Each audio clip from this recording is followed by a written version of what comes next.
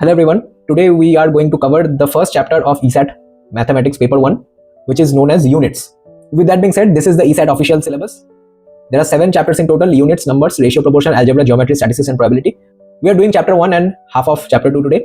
You will find the other chapters in the playlist. Let us start with the chapter on units. Now, you all know what the standard units for length, mass, time, weight are. I'm not going through those. You all have used them multiple times since you were in middle school. You probably know all the conversions as well. If not, do go through the official coursework. They have listed everything out. What I want to start with is the unit of capacity. So capacity is something that confuses people because they mix it with volume. So volume of an object is the total amount of material used to build it. And the capacity of the object is the total amount of material you can fit inside it. Where will you need these interchanges? You will need these interchanges in the chapter on mensuration, which is under geometry in ESAT M1. In those cases, we will need these capacity conversions. So for capacity, remember these are the most common ones used. 1 liter is equal to 1000 centimeter cube and 1000 liter is equal to 1 meter cube. Okay, capacity is mostly measured in milliliters and liters. So 1 milliliter is equal to 1 centimeter cube. I have not seen many problems related to tanks and pipes using milliliters because the scale is larger. But still, remember these two being the most important.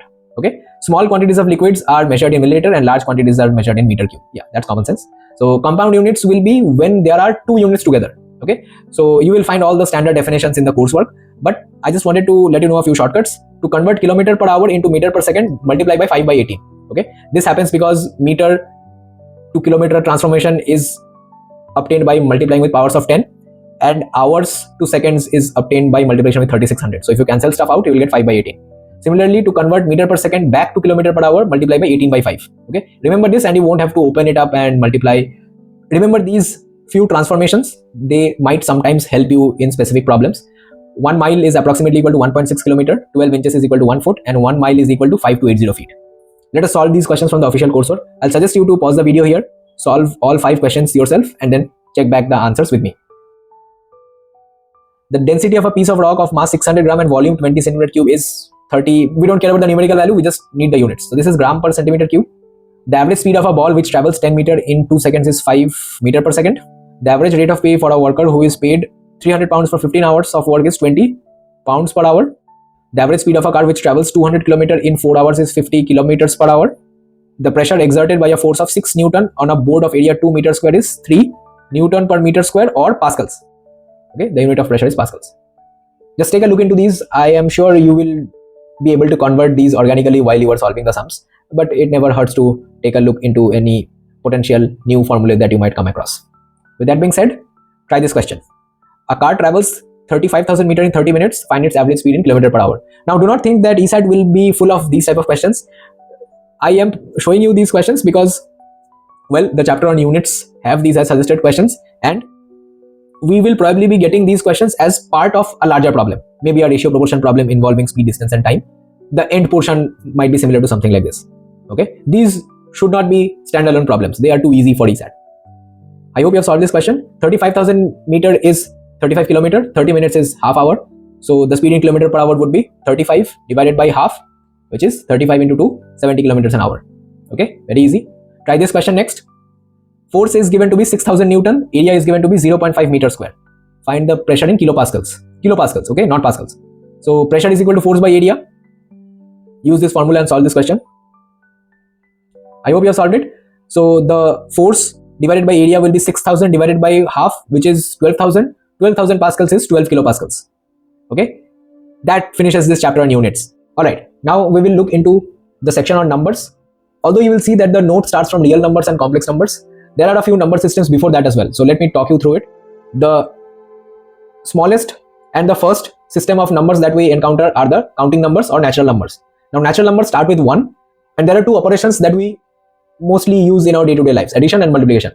For every operation, there exists an identity and an inverse. So for addition, the additive identity is a number which added to a certain number gives back the original number. So x plus something should give you x. From our knowledge of algebra, we know that that something is 0. Additive inverse is something which when added to a number should give you its additive identity. So x plus question mark should give you back the additive identity, which is 0. Again, from our knowledge of algebra, we know that question mark is minus x.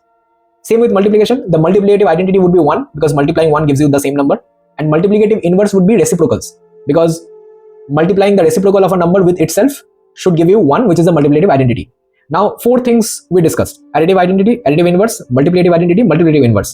Additive identity is 0, additive inverse is negative of the number, multiplicative identity is 1, multiplicative inverse is reciprocal of the number.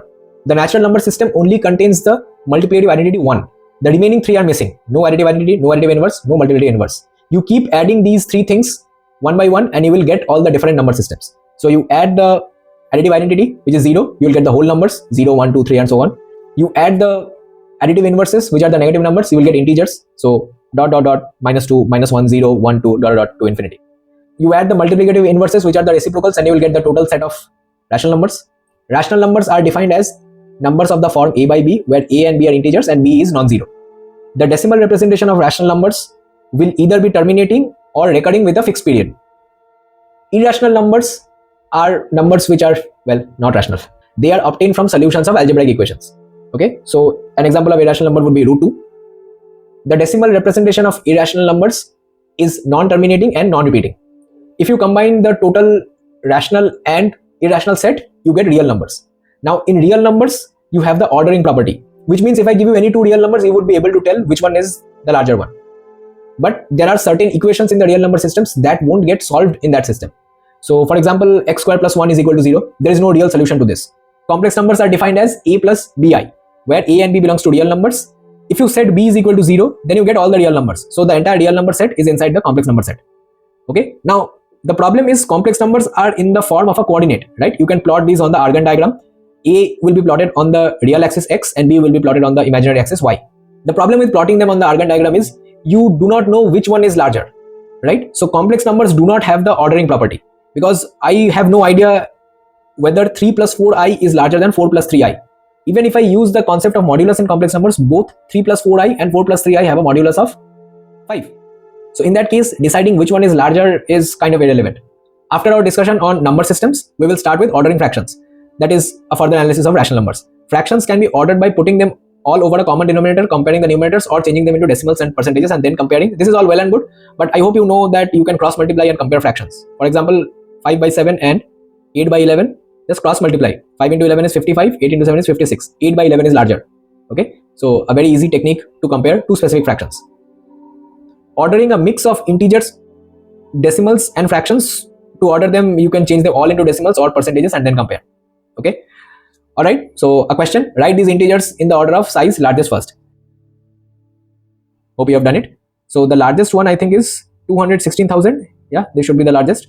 Then you have 99,000, then you have 89,000, then 789, minus 235, minus 1300 and minus 9800, and at last minus 20,000.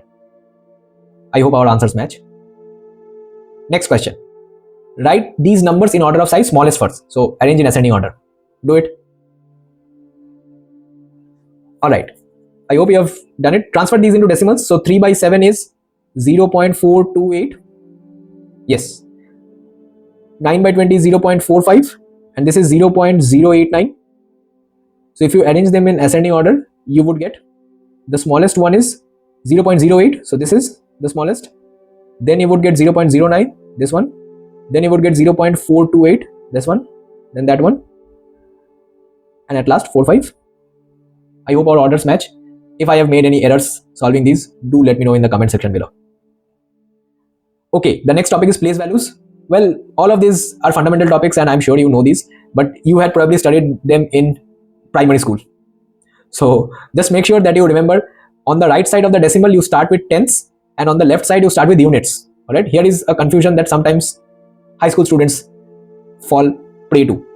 They forget that on the left side of the decimals you start with units and they start with the tens place because it is symmetrical to the one with the decimals on the other side. All right, so beware of this trap. Next we will learn about multiples and factors. So what is a multiple? A multiple of a number lies in the times table of that number. That means if I want to figure out the multiples of 5, I would look up the tables of 5. That's it. A common multiple of two numbers is, by the definition of the word common, multiple of both. A common multiple for more than two numbers is a multiple of all the numbers. Yeah, that makes sense. The lowest common multiple for two numbers is the smallest number that will be divided by all of the numbers in the question. Speaking of LCM, try to figure out the LCM of these numbers. There are two methods of calculating LCM, the prime factor method and the division method. So try it by both methods and then I'll show you both of them. Hope you have done it. The prime factor method is quite easy. You just prime factorize all of the smaller numbers and then select the largest powers of all the unique primes. So you have 12 is equal to 2 square into 3, 2 to the power 4, 2 into 3 square and 3 square into 5. So what are the unique primes? 2, 3 and 5. Select the largest power of 2, 2 to the power 4, the largest power of 3, 3 square and the largest power of 5, 5. So the LCM becomes 2 to the power 4 into 3 square into 5, which is 80 into 9, 720. The long division method is a bit tedious, but it is absolutely necessary for larger numbers. If you try to prime factorize large numbers, you will waste a bit of time. For long division, you write out all the numbers and take common factors from 2 or more of the numbers. So 12, 16, 18, 45, there are 3 numbers with a common factor of 2. So take 2 out, you will get 6, 8, 9, 45.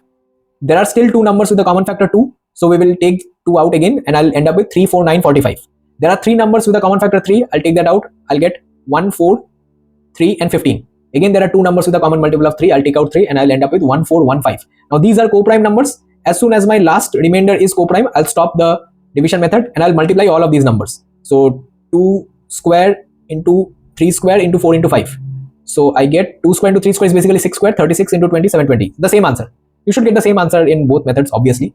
HCF is much more easier. So I have not shown any example of calculating HCF. But LCM division method is a bit weird because you have to take common factors when there are at least 2 of the numbers that have them common. In HCF, you have to make sure that the numbers are common in all of them. Okay, because it's highest common factor. So you'll have to get the common factor of all 4 of these. The HCF of all 4 of these would be 1. After all that discussion about factors, let us define what a factor is. A factor of a number will divide that number exactly with no remainders. Factors are also known as divisors. Alright, a common factor for 2 or more numbers is a number that will divide exactly into all of the numbers in the question. The highest of these common factors is known as the HCF, highest common factor, or sometimes the greatest common divisor, because I told you that factors are also called divisor. Now there is a relation between HCF and LCM for 2 numbers. HCF into LCM is equal to product of the 2 numbers of which you are taking HCF and LCM. Alright, so there are 4 parties here, HCF, LCM and the 2 numbers. You might be given 3 and asked to figure out the last one. So now we will discuss prime numbers. Prime numbers are numbers that have exactly 2 factors, 1 in itself. If a number is not prime, it is composite. Prime factorization involves writing a number as a product of prime numbers. Every integer greater than 1 can be uniquely factorized into prime numbers. This is also referred to as the fundamental theorem of arithmetic. Now we will do a few divisibility tests. For 2, if the last digit is even, it is divisible by 2. For 3, if the sum of the digits of the number is divisible by 3, the entire number is divisible by 3. For 4, check the last 2 digits. For 5, check if the last digit is 0 or 5. For 6, check divisibility by 2 and 3. 7 is a bit complicated. So let us figure out the rule for 7. Subtract 2 times the last digit from the other digits and check whether the remaining sum is divisible by 7. We take an example 343, which we know is divisible by 7 because it is 7 cubed. Now the last digit is 3 times 2 will be 6. Subtract it from the other digits. The other digits apart from 3 are 34. So 34 minus 3 into 2 is 28 divisible by 7. Now this method is quite fun because if it is a larger digit, you can use the same method again and again. So for example, if you're testing a 5-digit number, you take the 5-digit number, extract the last digit and you are left with a 4-digit number minus 2 into the last digit. So whatever result that produces will be a 4-digit number again. Test that number for divisibility of 7 using the same method. So if you were to code it using Python, you would use recursion. You would call the same function again and again until it returns true. For 8, you check the last 3 digits. For 9, check the sum of all digits. If it is divisible by 9, then the entire number is divisible by 9. For 10, check the last digit. It should be 0. 11 is again nice. Add the odd position digits and add the even position digits. If the difference is 0 or a multiple of 11, then the number is divisible by 11.